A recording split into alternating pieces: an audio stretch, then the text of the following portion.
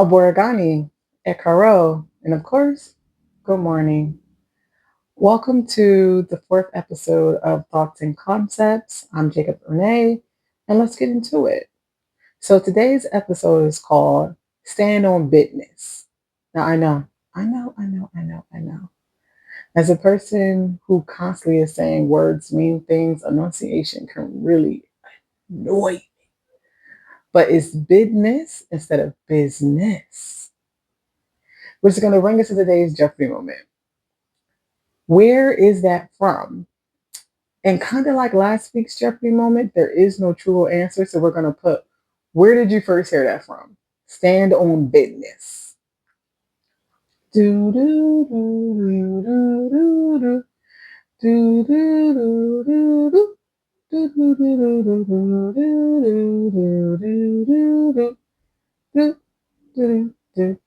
do.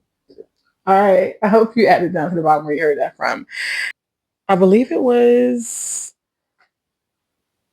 a clip on YouTube. Someone was saying something. I stand on business. You don't stand on business. That's why you're a coward. It was something to insult somebody, right? So I took it as, oh, just standing on your word, standing on what you're saying. All right, cool. Follow it up with actions, which is going to bring us to today's concept, values. Values are core beliefs about what's important, guiding our priorities, decisions, and actions, acting as an internal compass for life, encompassing personal honesty, kindness, growth, and cultural ideas like respect, equality, that brings meaning and alignment when honored or unhappiness when ignored, influencing everything from career choices to relationships.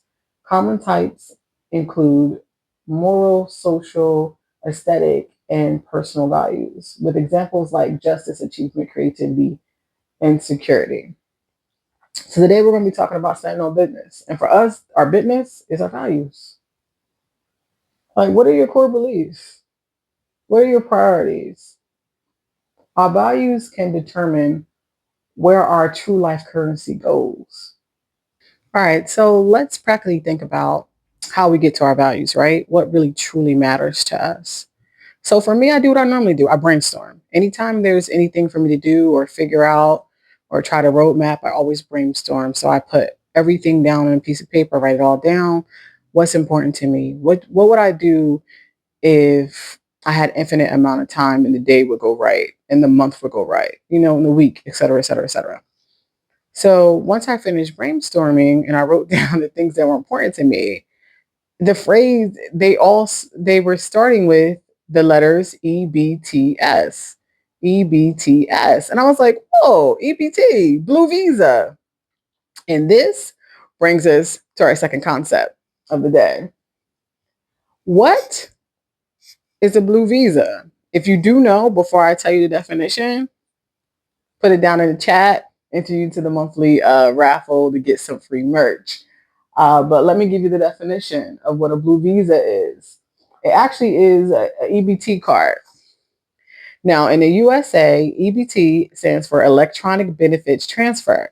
It's a system using a debit card like delivery, a debit card system to deliver government assistance, primarily food money. You may have heard it these days, SNAP benefits, food stamps, but it's also some cash aid that falls under the TANF, TANF, to low income individuals, letting them buy approved groceries at authorized stores and online, similar to using a debit card, but only for specific items like food, not alcohol or tobacco. And I think over the couple of years, it's been a real debate about whether or not they would be able to get like junk food or like seafood and things of that nature. They like really been like carving it out ever since I was a kid. What exactly can be brought with food stamps, aka the blue visa. So my values started with EBTS. So let me share them with you. Um, so I have two blue visas. The first one is edification, which is my time with God. And I want to start like this prayer polo with my family, bloodline, family, daughter, training, my hit, dance classes, Pilates, selfie. For me, selfie is silence, processing time, grooming, and of course, therapy. And then my second blue visa consists of education, studying, the Daniels Den, reviews, and things of that nature, budgeting, assign the money, stay on top of it, of course, look for investments and look for more opportunities, trade, building my empire, staying on top of my LLCs and the things that I own. And of course, the last S is sit backs, which is a play on the word kickback, where you kind of chill after being out in a party or whatever, the after party. You lay back, you chill, listen to music. So for me, I made a sit back, which means fun time, time with my friends and checking in on people. So those are my blue visas. Well, when I was growing up, there was no EBT card, the blue visa, aka as we call it.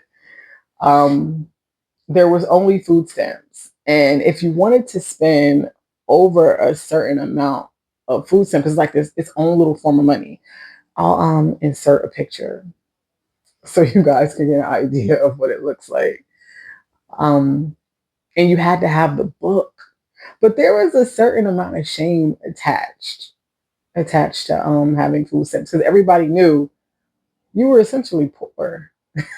So like I'm okay with that. The crazy thing was I was okay with that. Now my siblings, on the other hand, probably not so much, but I didn't care. I knew that when it was time for us to get food stamps in the beginning of the month, we were gonna have my favorite dinner that night, which was hoagies, chips, and soda. And I will always go to the corner store and get me a turkey hoagie with provolone cheese, lettuce, tomato, oil and vinegar, and cut that joint in half. And I was happy. I was gonna have me some onion, garlic, potato chips, and whatever 50-cent soda they had of the day or during that time, or 50-cent juice. Because I think I only had what? Always only had like $3.50. And this was back when a hoagie cost $2.50. I would get I would get two bags of chips, two bags of 25-cent chips, and I would get whatever 50-cent juice or soda they had at that time that had some type of flavor I wanted to try. The crazy thing is I only eat chips like maybe once or twice a quarter, and I don't even drink soda if it's not ginger ale. So, as you can see, I have fond memories of when I think about food stamps. Others may not, growing up and whatnot. So when you guys put these things into action, you're thinking about what are my values? What do I truly want to spend time with? What do I truly want to dedicate myself to? And how does that look for me? Take some time, think about it. It's not a race. Nothing we do here is a race. This is literally a life reset, and you're taking those steps to do what needs to be done in order to get to where you want to get, where God predestined you to be. Why were you created? So this is not going to be an easy situation. It may take some time. So I don't want you to feel any shame in that. So once we have our values, we can think about how they fit into our life pie, which is what we'll talk about next week, the life pie. Because you don't want to look up, right? And you spend most of your time with people who you don't care the most for, right? A study says that people spend, I think, about 70% of their time at work. Can you imagine spending majority of your time with people at work that you may not even like? So what we're doing in this reset is we're not only, just kind of starting over and getting rid of bad habits. What we're doing is we're trying to curate the life that's best for us, gives the best outcome. I want the people I love the most to get the best out of me. I'm not saying I'm going to slack anywhere, but I do want the people I know and I love to feel like when things are said and done, oh, they can count on me. Like they knew Jacob Renee was there for them. She loved them. They have great memories with me. And that's what we're looking forward to. So next week, we'll dive into our life pie and kind of give a more of a rounded picture of what we're going to do with these values and what it does it truly look like in a day-to-day situation. All right. And that brings us to this week's hoodie moment, which is this neon orange. This is a true throwback. It says education outweighs them all. And if you look really closely, You can see that books outweighs any sports or anything that you're doing. I don't even know if this brand still exists. It's a real throwback. I love it. I have a very close relationship to the beginning of this. We'll talk about it in the series, but this is our hoodie for the moment. If I can find anything about it, I'll link it in the bottom so you guys can get a little more information about it. And until next week, remember, you can only control yourself, not the outcome. So focus on you. Love to love you. See you next week.